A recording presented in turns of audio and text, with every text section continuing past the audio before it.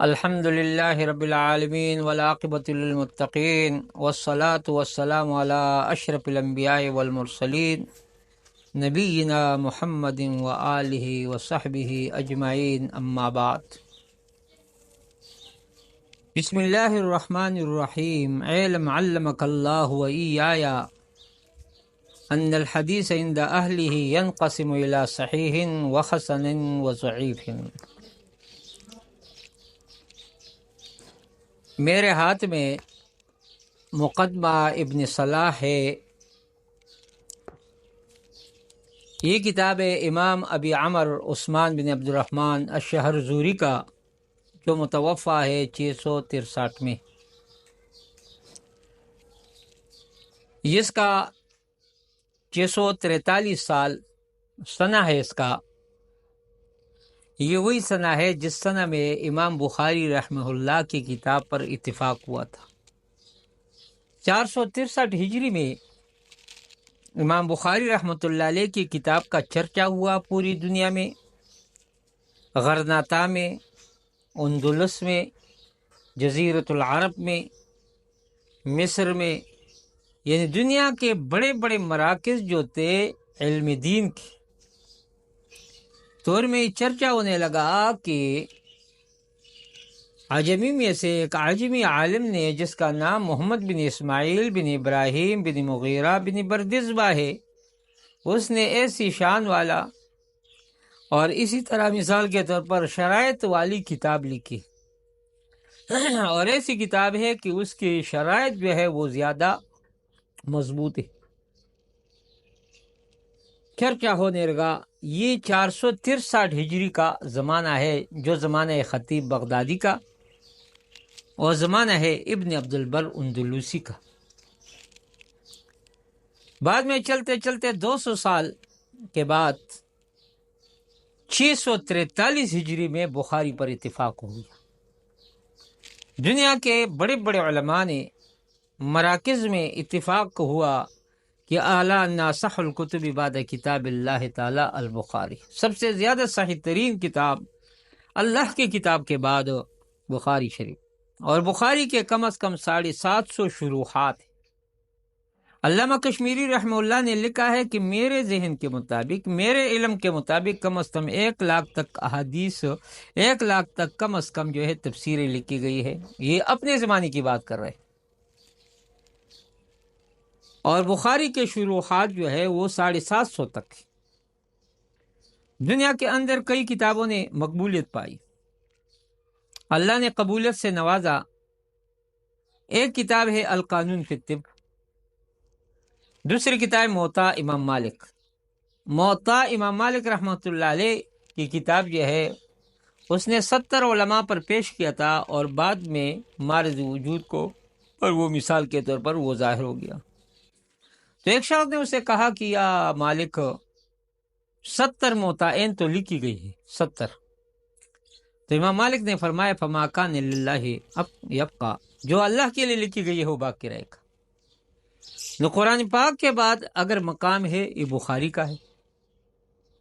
اس کتاب نے بہت وقت پائی، شان پائی، ایسی شان کہ دنیا حیران کہ 643 ہجری میں علماء نے متفقہ طور پر فیصلہ کیا کہ الا نصح الکتب بعد کتاب اللہ تعالی البخاری، اور یہ زمانہ ابن صلاح کا ہے۔ 643 ہجری جو ہے ابن صلاح کا زمانہ ہے، جو ہمارے ہاتھوں میں وہ کتاب پڑی ہوئی، کیونکہ اس کتاب کے اندر ہر لحاظ سے امام بخاری رحمۃ اللہ علیہ نے یعنی لحاظ کیا ہے، اور شرائط کا لحاظ کیا ہے، آداب کیا ہے۔ امام بخاری رحمۃ اللہ علیہ کی یہ کتاب جو ہے دنیا کا شہرہ آفاق ہو گیا، شہرت پائی، اور اس طرح القانون فی الطب ابن سینا کی کتاب تھی، اس نے بھی شہرت پائی۔ لیکن آج میں کہتا ہوں کہ فضائل اعمال جو ہے اس نے بھی اس طرح شہرت پائی دنیا کے اندر۔ یہ اخلاص کی بات ہے۔ قرآن ہے، اور اسی طرح بخاری ہے، قانون فی الطب ہے، اور اسی طرح موطا امام مالک ہے، اور اسی طرح یعنی فضائل اعمال وغیرہ۔ اس کتاب نے بھی بہت بڑا چرچا پایا دنیا کے اندر، یہ اخلاص، فما کان للہ یبقیٰ، جو اللہ کے لیے وہ باقی رہے۔ تو یہاں پر نویاول کے اندر انواع علوم حدیث میں سے یہ صفحہ نمبر 19 ہے۔ اس میں امام صاحب جو ہے وہ صحیح حدیث کا تعریف کرتے ہیں، پہچان وغیرہ کرتے ہیں۔ تو سب سے پہلے دعا کرتے ہیں کہ یاد رکھو کہ حدیث جو ہے محدثین کے ہاں تقسیم ہے 3 قسموں کی طرف، صحیح، حسن اور ضعیف۔ اور دیگر علماء کہتے ہیں کہ یا حدیث صحیح ہے یا ضعیف ہے، حسن کا درجہ نہیں، یہ حسن کا درجہ امام ترمذی کے نزدیک ہے اور دوسرے علماء کے نزدیک ہے۔ باقی علماء کے نزدیک یا حدیث صحیح ہے یا ضعیف ہے، حسن کا درجہ نہیں۔ صحیح کون سا ہے؟ صحیح وہ حدیث ہے جو مسند ہو، جو متصل اس کا اسناد اور اس کو نقل کرنے والا عادل ہو، ضابط ہو، اور ضابط بھی عادل سے نقل کر رہا ہے، عادل سے نقل کر رہا ہے لیکن ضابط بھی ہے، ذہن بھی برابر ہے۔ اور ضابط جب ہو لیکن کہاں تک؟ منتہا تک، ضبط میں بھی انتہا تک ہو، اور شاذ نہ ہو، معلل نہ ہو۔ دیکھو کچھ صورتیں یہاں وجودی ہے، مثال کے طور متصل ہو اسناد اس کا، مسند کا، عادل نقل کر رہا ہو، ضابط عادل سے نقل کر رہا ہو، اور ضابط جو ہے منتہا تک ہو، آخر تک اس کے اندر ضبط ہو۔ یہ نہیں ہے مثال کے طور پر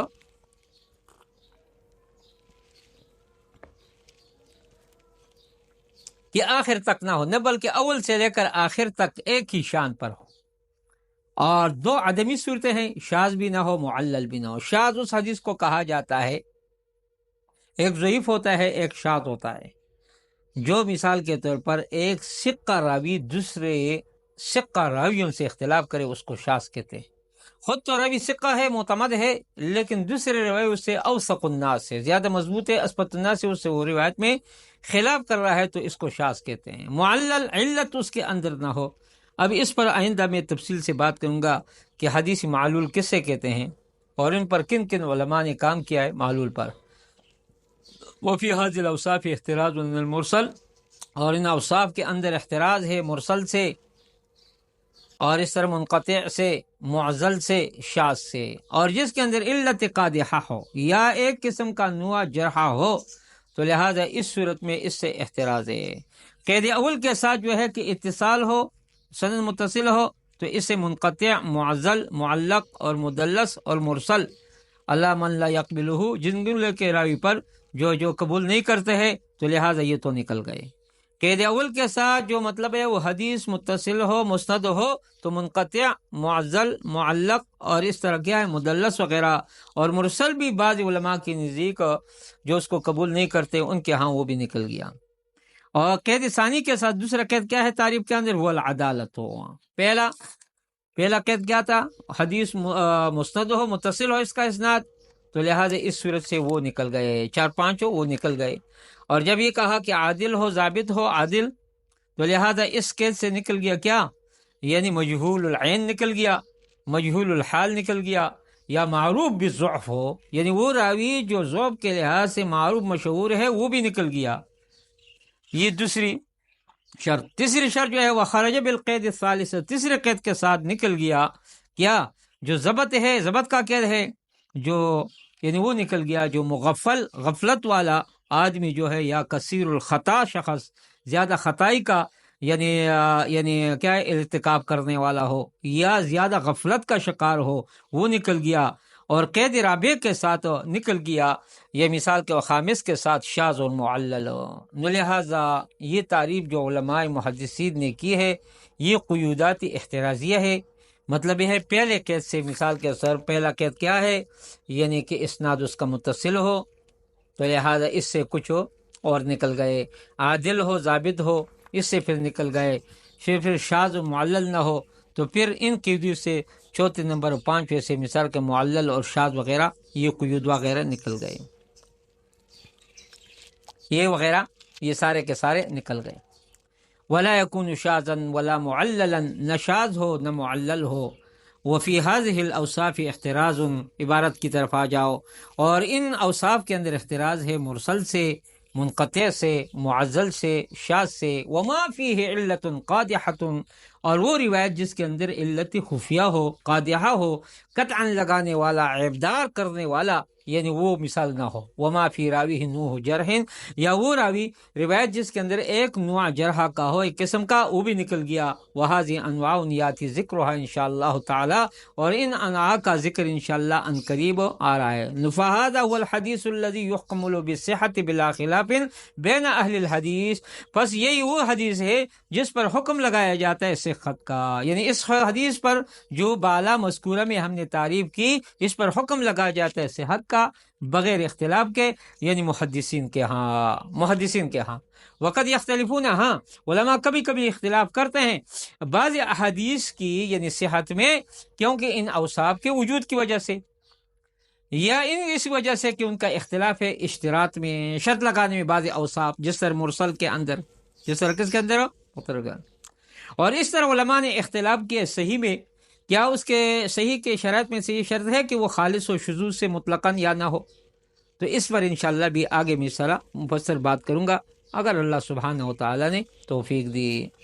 لو اتاح اللہ لنا هذه الفرصہ، اگر اللہ نے فرصت عطا کی انشاءاللہ، لو تبقى الحیات ترجى الملاقات، زندگی رہی باقی تو ملاقات بھی باقی۔